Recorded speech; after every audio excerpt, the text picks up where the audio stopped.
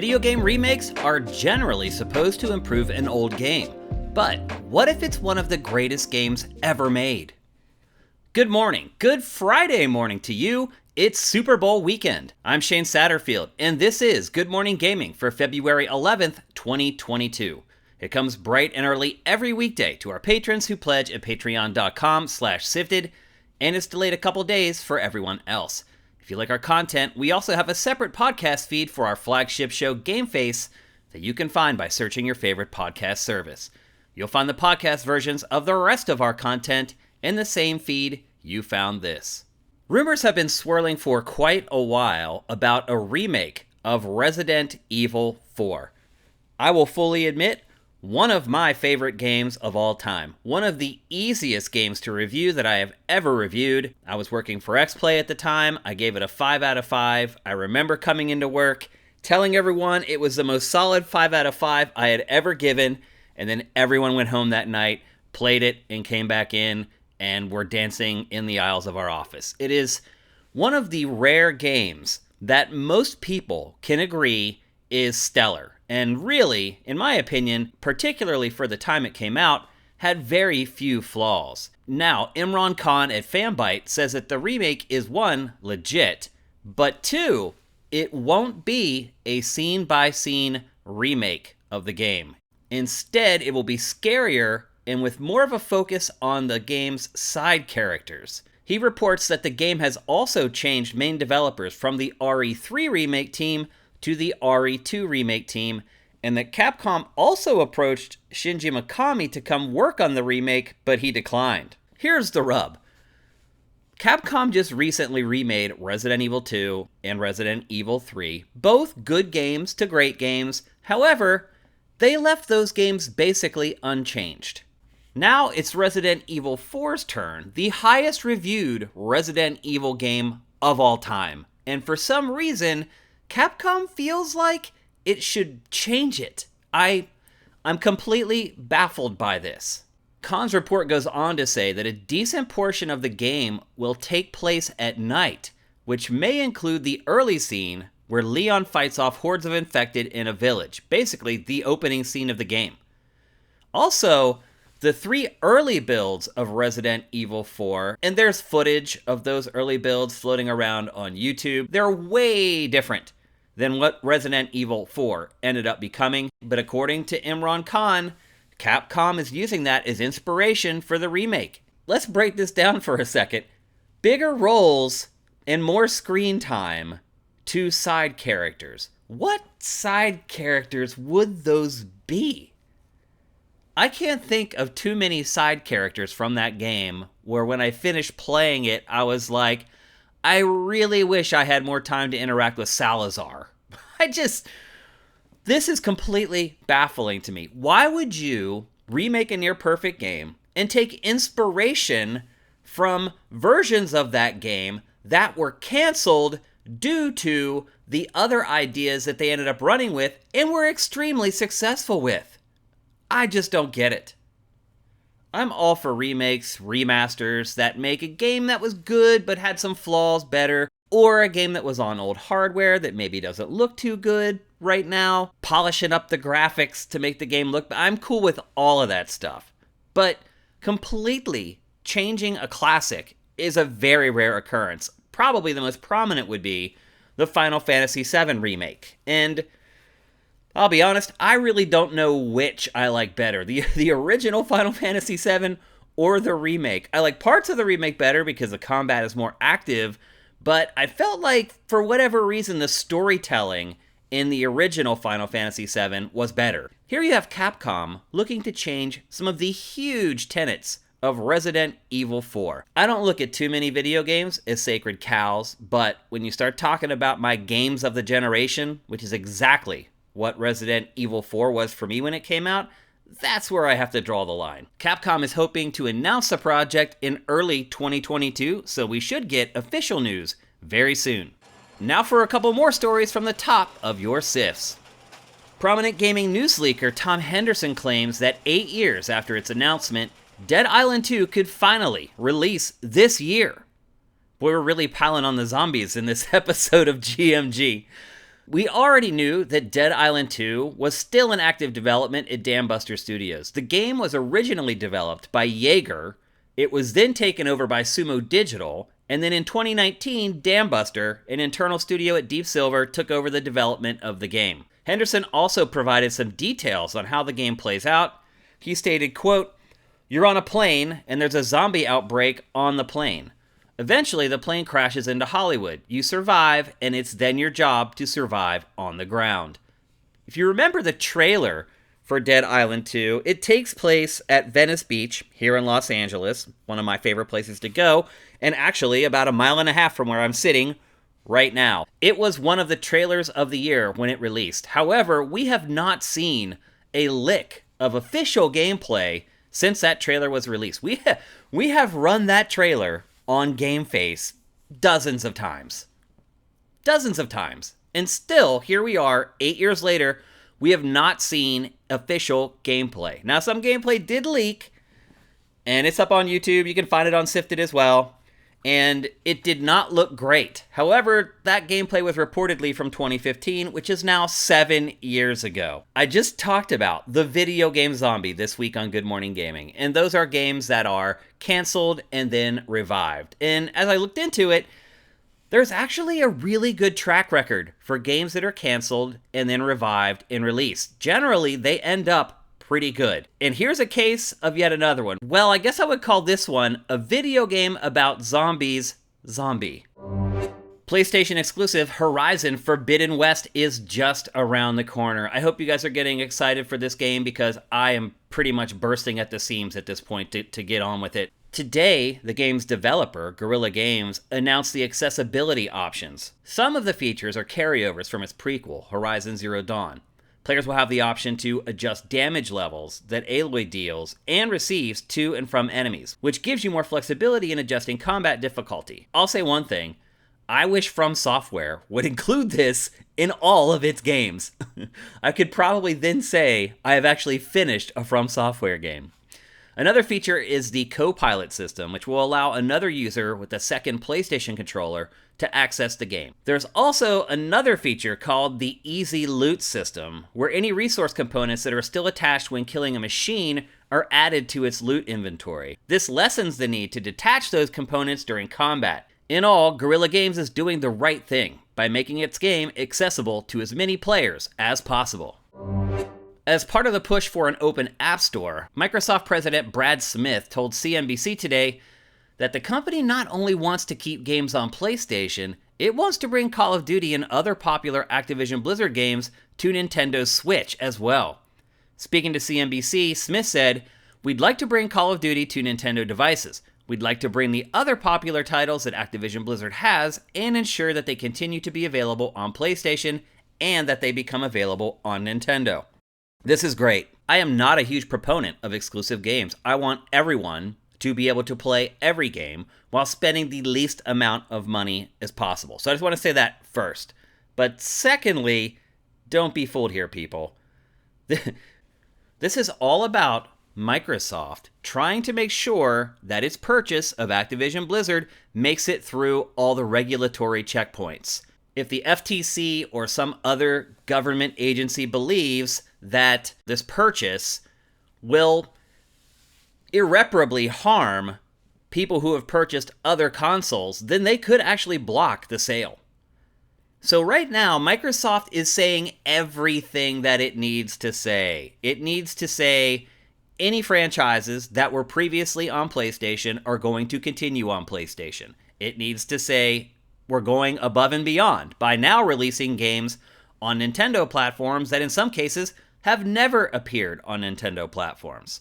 At the same time, Microsoft can't exactly say this stuff and then not do it. If Microsoft were to use verbiage like this to get the sale passed through the regulatory check marks and then not follow through on its words, it could be facing huge fines. So Microsoft is not playing a game here. And one of the reasons you haven't heard that games like Starfield are coming to PlayStation is because Starfield has never appeared on PlayStation. That's how this whole thing is playing out. So if you're a PlayStation owner and you're trying to figure out which franchises will continue to be released on your platform. All you need to do is look at what franchises have already been released on that platform, and you can pretty much count on them continuing to be available. Ubisoft has announced that it's issued 166,000 bans in Rainbow Six Siege in just the last 18 months. That's 14,000 bans per month. That's one ban every 3 minutes. That's how bad the cheating is in Rainbow Six Siege. Ubisoft is working on a phone number verification system with an outside vendor to help curb the cheating. But why do players do this? I don't understand it. I will never understand why players cheat. If it's to move up the ranks and eventually get picked up by some esports team or league, when the rubber hits the road, they're going to get exposed. If they're not as good as their numbers are saying, eventually someone's going to sit there and watch them play. And then what happens? They're exposed. More likely, though, they're just griefers trying to ruin everyone else's good time. And again, why? Why do people do this? I'll never understand the psychology. Why are there so many people who just want to see the world burn? The Sims 4 Wedding expansion won't release in Russia due to the country's anti-LGBTQ laws. The expansion story focuses on the marriage of two women. The Russian government passed a law in 2013 that supposedly protects children from homosexual content, stating it contradicts family values. Rather than bow to Russia's authoritarian regime, EA is going to lose some money and not release it there at all. While I admire EA for taking this stand, you've got to wonder if oppressed LGBTQ Russians would prefer to even have a more watered-down version of the game. However, EA is saying all the right things. Quote, "Over the years, you've delighted us with the ways your Sims have found love and celebrated that love through weddings in our base game. You've also shared with us your eagerness to walk down the aisle, have your Sims take their seats, and shed a tear of joy as you made a lifelong commitment. The ability to tell stories, any story, is at the core of what we do at The Sims. Holding back Cam and Dom's story meant compromising the values we live by. We are committed to the freedom to be who you are, to love who you love, and tell the stories you want to tell." Again, full marks to EA for taking a stand. I don't think it's going to lose a lot of money by not releasing it in Russia, but it is some, and that matters. The expansion launches February 17th, everywhere but Russia.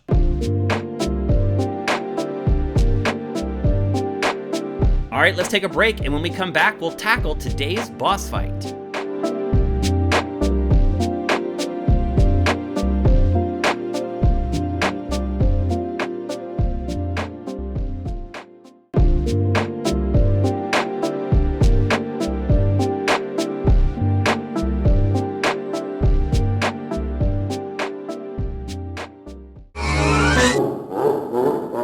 Welcome to today's boss fight, where I tackle random topics that may or may not be related to video games. One of the things I get asked the most by people I run into who recognize me, and it doesn't happen anywhere near as often as it used to. When I worked at GT, I was recognized all the time. It's pretty crazy, honestly. It still shocks me to this day. I can't imagine what it's like for really popular YouTubers.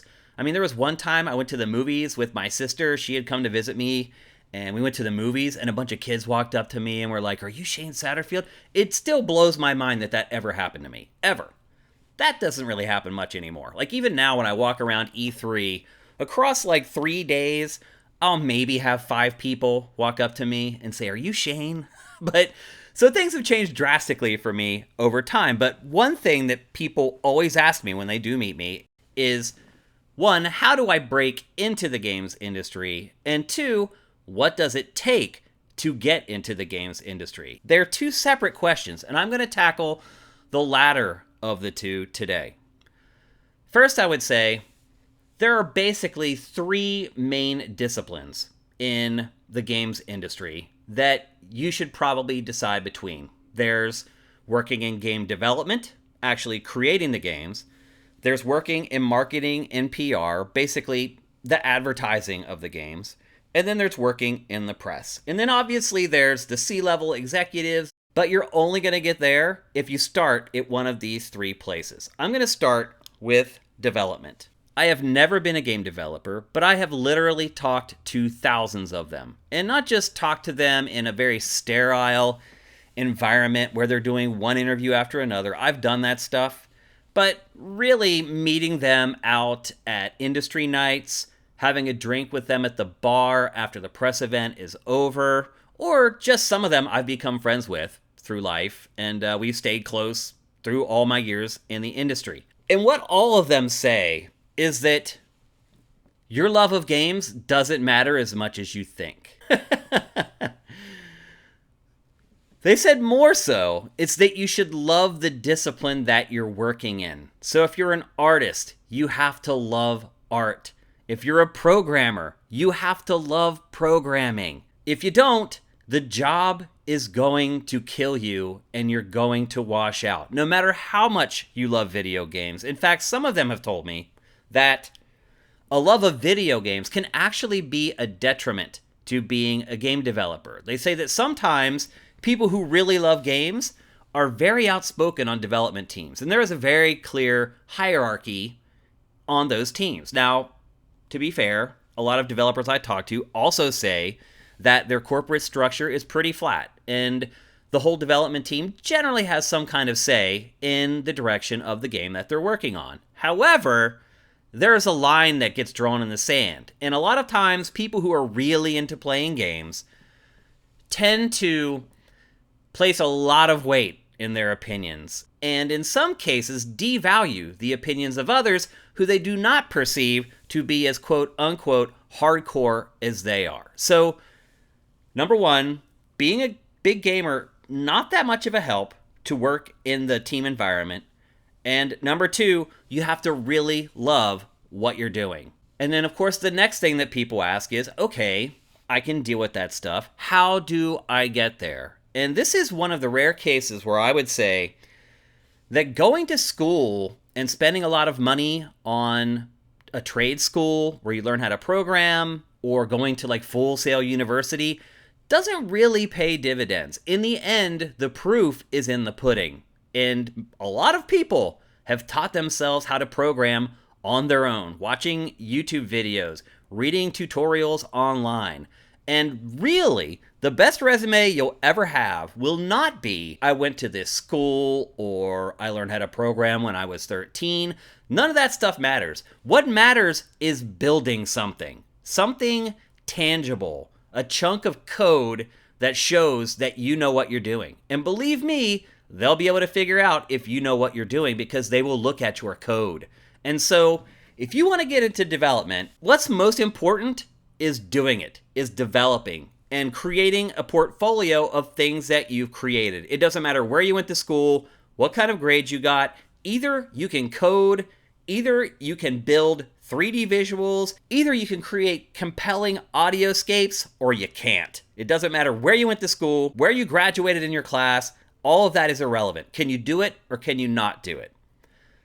Let's move on to marketing and PR. This is, I would argue, the most luxurious gig in the games industry. As a marketing and PR person, it's your job to be the liaison between both the press and the advertising space. So if you're a PR person, you're working with the team, you're working up a PR plan, the team will say, okay, we'll have a build done on X date, and from that build, we will have enough assets to create a trailer.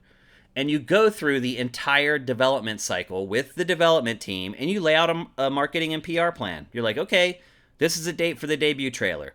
This is the date for the gameplay trailer. This is the date for our really expensive cinematic trailer. This is when we're going to go out and show the game to the press. So we need the build on this date to take out and show the press, or send to the press, the way things work now. And then finally, okay, this is when we expect the review build. This is when we'll send it out to the press. This is the embargo for the reviews. This is our launch trailer. All that stuff is planned out by the marketing and PR department. Now, the marketing team, they take a look at the game. They figure out what its tenets are, what its big marketing and selling points are, and then they try to figure out outlets where it makes sense to advertise. So, back when I worked at GT, we don't have any advertising at all on SIFTD. We are conflict free.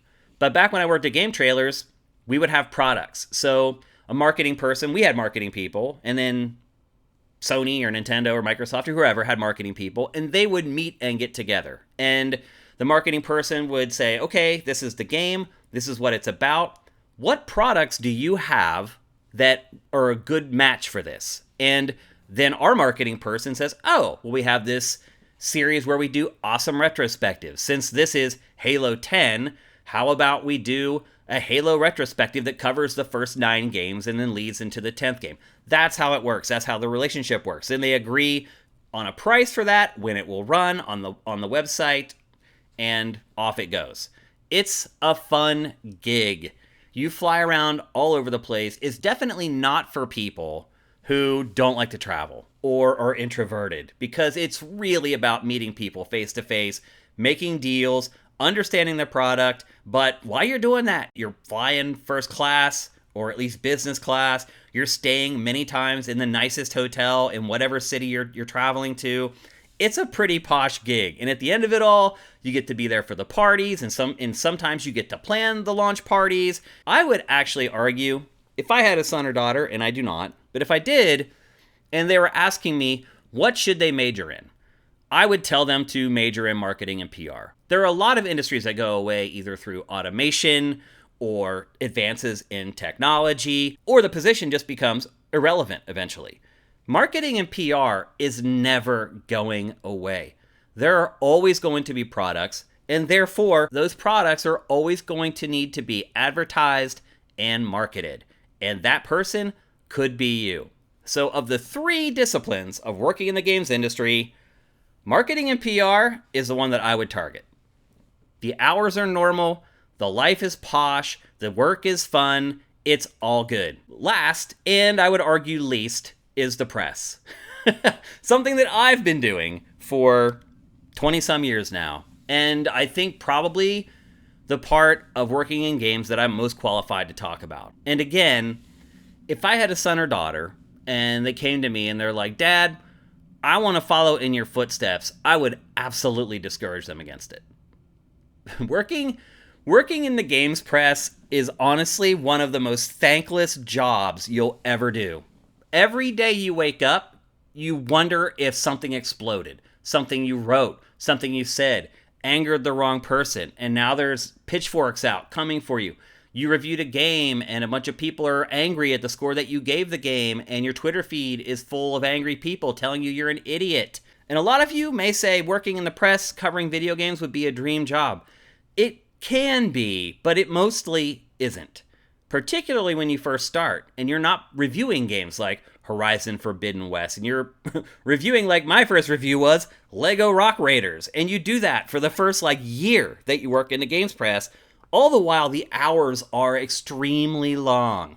I work generally from 7 in the morning until 11 at night. I'm recording Good Morning Gaming right now. It's 7:55 p.m. that I'm recording this right now. After this is done, I have to edit it all together. I have to render it. I have to upload it to YouTube. I have to convert the show to an MP3 file. I have to upload the MP3 file. I have to create all the graphics to promote it. Once all that's done, it's uploaded, I have to then go and publish it on SIFTD, on Patreon, on our YouTube channel for our members on YouTube. And then I have to go on social media and promote it all. I will do all of this. It's 7:55 right now. I will do all of this before 10:30 or 11 o'clock tonight. Does that sound like fun to you? I'll see my wife tonight for about an hour. And that's it. We'll have dinner together, and then she'll go to bed because she has to be up a little earlier than I do, believe it or not. And then I'll come back here and work for a little bit longer. Is that exciting? It can be. Getting to play games early, that's exciting. Getting to just play games at all that you really love, that part's great. But that is such a small part of what you actually do. Now, if you've listened to all this, and you're like, well, okay, I'm still in, Shane, I still want to do it. I'll tell you how to do it. Personally, I went to college and majored in journalism, and I got a journalism degree.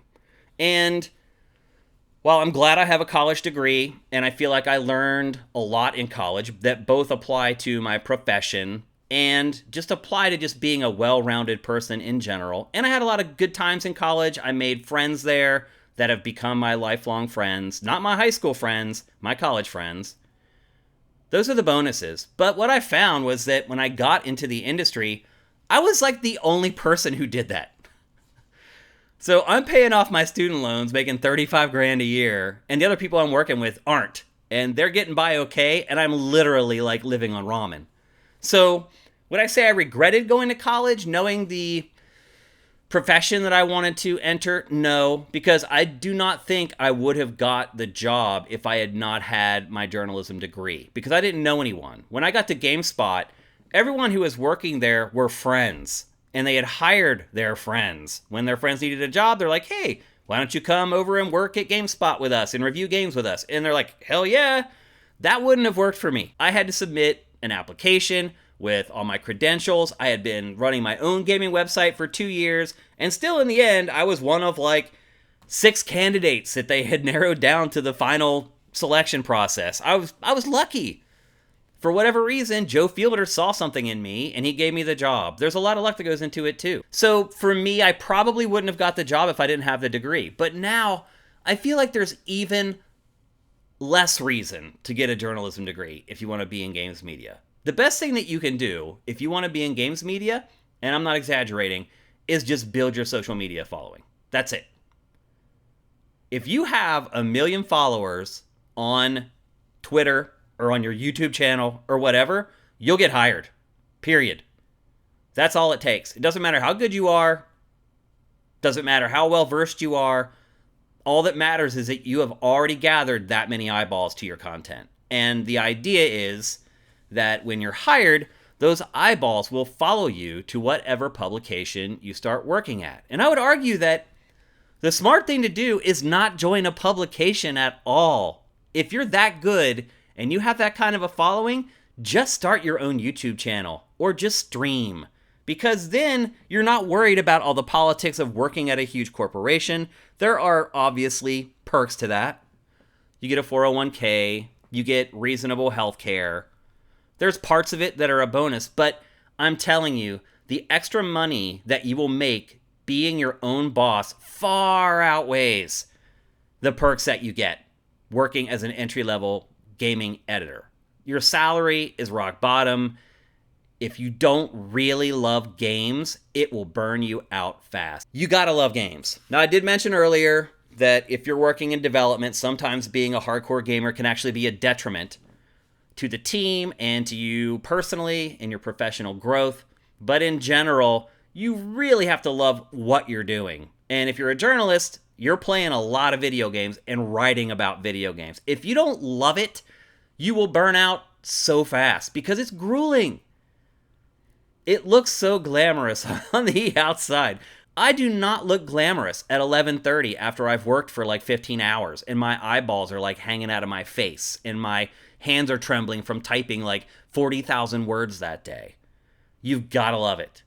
And I would argue in marketing and PR, loving games is a huge advantage because it helps you make those connections on those deals. So when that meeting happens between Game Trailer's marketing person and Sony's marketing person, you can understand if what they're pitching you makes sense for the game that you're representing and is going to be successful. So I don't think you need to be a hardcore gamer to be a marketing or PR person in gaming, but I do think you need to be a hardcore gamer if you want to do well in gaming marketing or PR. It doesn't hurt either if you're a really nice person. That's also really important. If you're an introvert or if you can be a little gruff, probably not the job for you. It's all about making relationships and building trust between you and the press or you and other marketing people. So I feel like I'm wrapping this up and I'm making working in the games industry seem really awful. It's not. It's like a lot of jobs. There's days where you finish work and you're like, I don't know if I can do this anymore. And then there are some days where the day ends, you're like, oh my God, I'm so lucky to do this. And I think most jobs at least have a little bit of that. I know a lot of minimum wage jobs don't. At least the ones I had didn't. Like I never said, I'm really thankful that I'm working at the gas station when I was in high school. I'm talking about careers, things that you want to do with the rest of your life, not selling another shirt at Benetton or Macy's or whatever. But I don't want you to get the impression that it's just all bad. That's what's really important. If you truly do love games, it can be an amazing vocation. It can also crush your soul. But above all, if you really want to get into it and you want to have a sustainable career, you really have to love video games. And I don't mean like I like playing Halo and I like Mario. You need to be able to play bad games and still find something enjoyable about them. You need to be able to look at every video game and find at least something redeeming in every single one of them. If you don't feel like you can do that, it's probably not for you. Before I go, I want to drop my pick for the Super Bowl on Sunday. It is the Rams versus the Bengals. Right now, the Rams are favored by 3.5 points. And I know a lot of you may not know this, but generally, the way NFL lines work is the home team gets 3 points just for playing at home. And in this case, the Rams are playing the Super Bowl in their home stadium. So that 3.5 point spread is really half a point. So the Rams favored by half a point over the Bengals. I'm taking the Bengals. I'm calling for the upset here. It's not that big of an upset, I don't think. I feel like the Bengals just have the mojo. The biggest concern for the Bengals is the Rams' defensive line and Joe Burrow getting sacked a lot. Here's the thing, though. Joe Burrow was sacked 9 times in his first playoff game and still won. So you can't rattle the guy. And even if you do get to him that much, it's not such a big detriment to the overall game that the Bengals still can't win. The Bengals receivers on the Rams secondary, I think that's going to be the X factor in the game, and I think the Bengals probably have the best wide receiver core in the NFL. And granted, the Rams have a nice receiving core too. They have OBJ, they have Cooper Kupp, but it cannot hang with the trifecta of receivers that the Bengals have. So I'm going to say the Bengals win outright. If you're betting, and obviously, full disclaimer here, if you bet and you lose, it's not on me. I'm not recommending that you bet, but I would say I'm calling the Bengals to win, and they're getting 3.5 points. So if you are going to put a couple dollars on the game, I would take a hard look at the Bengals.